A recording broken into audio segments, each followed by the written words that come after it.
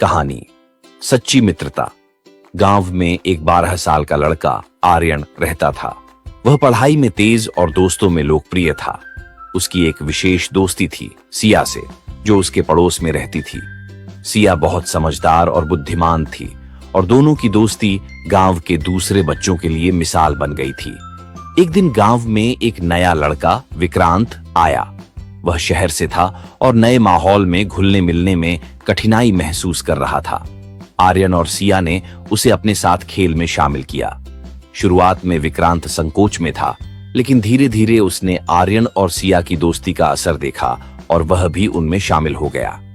आर्यन और सिया ने विक्रांत को अपने खेलों में शामिल किया। तीनों ने मिलकर खेलना शुरू किया और विक्रांत की मुस्कान वापस लौटने लगी। तीनों का समय हंसी मजाक में बीतने लगा। विक्रांत ने आर्यन और सिया को अपने शहरी जीवन के बारे में बताया, जिससे उनकी दोस्ती और मजबूत हुई। एक दिन गांव में एक बड़ा खेल प्रतियोगिता आयोजित हुआ। आर्यन ने सोचा कि वह और विक्रांत मिलकर क्रिकेट में भाग लेंगे, लेकिन सिया ने कहा, हमें सही तरीके से अभ्यास करना होगा। उन्होंने कई दिन तक अभ्यास किया। प्रतियोगिता के दिन आर्यन और विक्रांत ने पूरी मेहनत की, लेकिन मैच हार गए।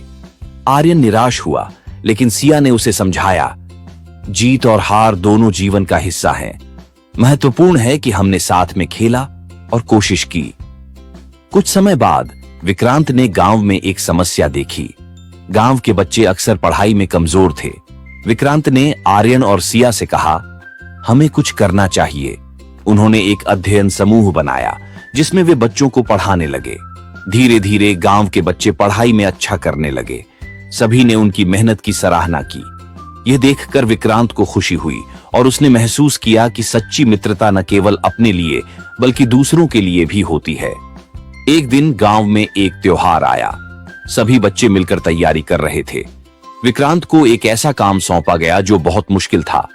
उसे एक नृत्य प्रदर्शन का नेतृत्व करना था, लेकिन कुछ दिन पहले विक्रांत बीमार पड़ गया। आर्यन और सिया ने विक्रांत का ख्याल रखा।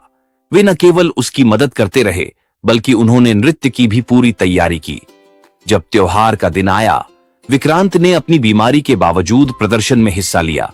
उन्होंने तीनों ने मिलकर शानदार प्रदर्शन किया और सबने उनकी सराहना की। इस अनुभव ने विक्रांत को सिखाया कि सच्ची मित्रता में एक दूसरे का सहारा देना कितना महत्वपूर्ण है।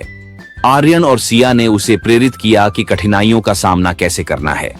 जैसे जैसे समय बीतता गया, आर्यन, सिया और विक्रांत ने मिलकर कई नई गतिविधियों की योजना बनाई। उन्होंने खेलों में भाग लिया, नाटक किए और समाज सेवा की। उनकी मित्रता और मजबूत हो गई थी। कुछ साल बाद जब सभी बड़े हो गए, आर्यन ने फैसला किया कि वह अपने गांव में एक स्कूल खोलेगा। सिया और विक्रांत ने उसका साथ देने का वादा किया। तीनों ने मिलकर एक नई शुरुआत की। वे समझ गए थे कि सच्ची मित्रता केवल साथ रहने में नहीं, बल्कि एक दूसरे का सहारा बनने में है। उन्होंने गांव के बच्चों के भविष्य के लिए एक मिसाल स्थापित की। इस कहानी से यह सीखने को मिलता है कि सच्ची मित्रता का मतलब केवल मजे करना नहीं है, बल्कि मुश्किल समय में एक दूसरे का साथ देना है।